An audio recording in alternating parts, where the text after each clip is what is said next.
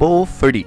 言いたいのは嫌なので防御力に曲振りしたいと思います。棒振り.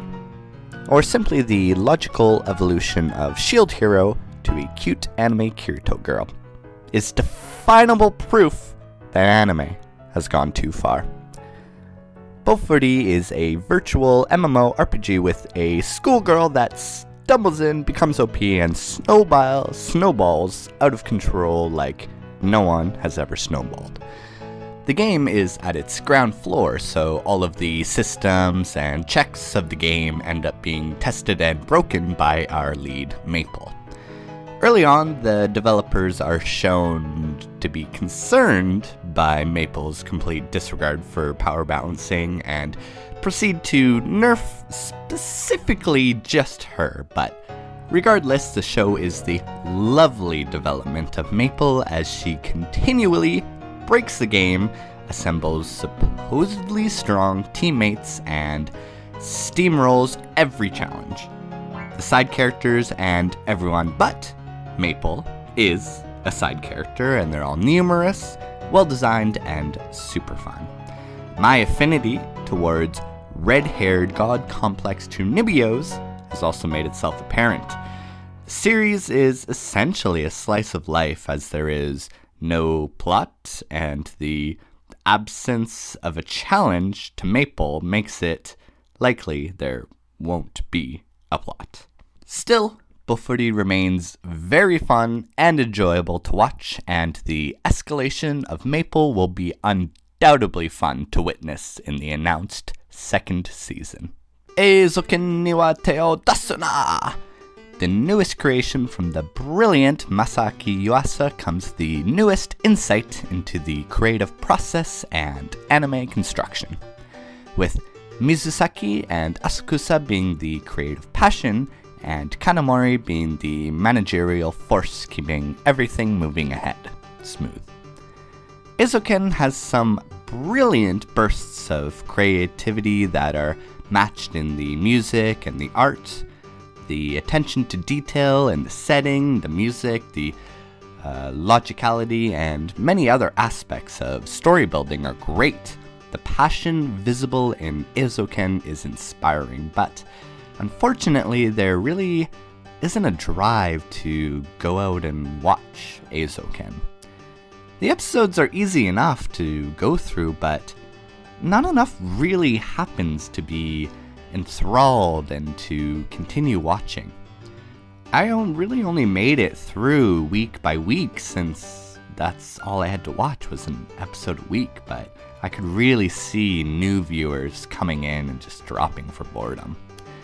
Even as a completed viewer of Eizoken, I find trouble recommending the show due to a lack of passion towards it itself. Whereas Bofuri still has my excitement and attention, Eizoken, though much better constructed, is just kinda uninteresting.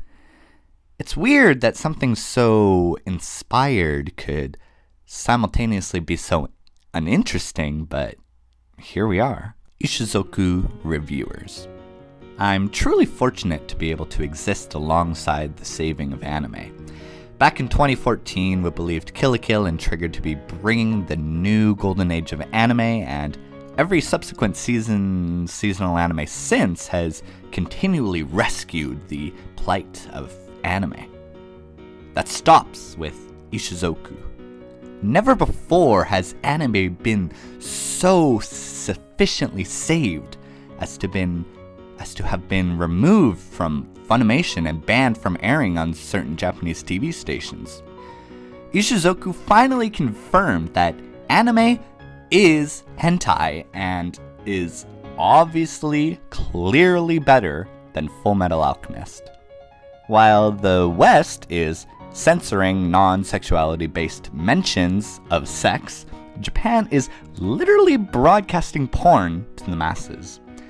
Not even to mention that the premise truly is all you need to succeed, as the greatest idea anime has ever examined has now been pondered. Anime has nowhere to go but up, and it is all single-handedly due to the anime-saving brilliance of Issuesoku reviewers. 10 succubus girls out of 10 crim dicks. Nekopara. There is no shame. This is truly the pinnacle of animation. Welcoming in the new decade, I could hope for no greater pleasantry than this. Elon Musk Chan Senpai Sensei would be proud. F rest in pieces. Given 6 acceptable choices, Nekopara tight walks the line between purity and degeneracy.